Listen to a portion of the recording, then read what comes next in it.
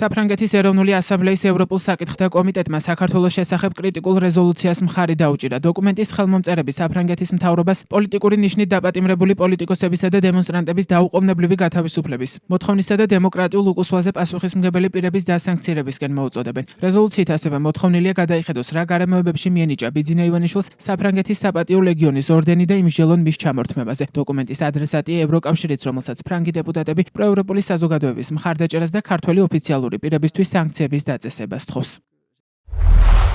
პარტია ქართული ოცნების მიერ ხელისუფლებაში მოსულმა ახალმა მთავრობამ შემაშფოთებელი ცვლილებები დაიწყო, კერძოდ ევროპული დემოკრატიული ღირებულებებისგან დაშორებით და სამოქალაქო საზოგადოებასთან დაძაბულობის გაზრდით. გადახვევა მოულოდნელი არ ყოფილა. ევროპულმა ინსტიტუტებმა შეშფოთება ჯერ კიდევ 2024 წლის ზაფხულში გამოთქვეს. 2024 წლის ივნისში ევროპული საბჭოს სამართლიანი არჩევნების გარანტიის მოწოდებით გამოვიდა და ოპონენტებსა და ჟურნალისტებზე ზეწოლა დაგმო. 2024 წლის 26 ოქტომბრის არჩევნებმა, რომელიც უსამართლო პირობებში ჩატარდა, ეს გაფრთხილებები დაადასტურა. საქართველოში ადამიანის უფლებების დარღვევა, ოპოზიციის რეპრესიების ისტორიის გადაწერა და მოსკოვის მზარდი გავლენა სისტემურ ცვლილებას ადასტურებს. მოსკოვის იდეოლოგიური და სტრატეგიული გავლენა საქართველოში სულ უფრო ძლიერდება, რაც პოლიტიკური, ეკონომიკური და მედია არხებით ხორციელდება. ეს გავლენა გამოიხატება ქართული ოცნების დამფუძნებლისა და პრორუსი ოლიგარქის ბიძინა ივანიშვილის გადამწყვეტ როლში, რომლის პოლიტიკურ, ეკონომიკურ და სასამართლო საქმეებში ჩარევას ევროპარლამენტი დემოკრატიული განვითარების მთავარ დაბრკოლებად მიიჩნევს.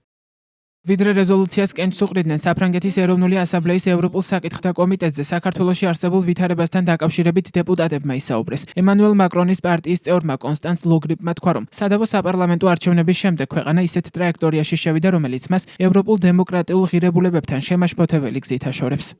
Elle s'appelle Mzia Amaglobeli. ქალბატონი მზია ამაღლობელი ერთ-ერთი გმირია იმ ისტორიისა, რომლის დაწერასაც დღეს ვაპირებთ. დღეს ვითვლით ქართველების შეუპოვარი ბრძოლის 360-ზე მეტ დღეს და მე ვფიქრობ ყველა მამაც დემონსტრანტზე, რომლებიც სულ უფრო მკაცრ რეპრესიებს განიცდიან. მართლაც 2024 წლის ოქტომბრის არჩევნების შემდეგ, რომელიც საეჭვო და სადავო იყო, საქართველოს შევიდა ისეთ ტრაექტორიაში, რომელიც მას ძალიან შემაშფოთებელი გზით აშორებს ევროპულ დემოკრატიულ ღირებულებებს. საქართველოში ცენტრალური ფიგურა არის ოლიგარქი, რომელიც ხელისუფლების უკან დგას. ბატონი ბიძინა ივანიშვილი, რომელსაც არ აქვს არანაირი თანამდებობა. ისაა უაღრესად გავლენიანი ოლიგარქი და გადამწყვეტი პოლიტიკური მოთამაშე. ეს ცენტრალური ფიგურა განსაკუთრებულ როლს ასრულებს ამ კრიზისში, რადგან ახლოს არის კრემლის ინტერესებთან.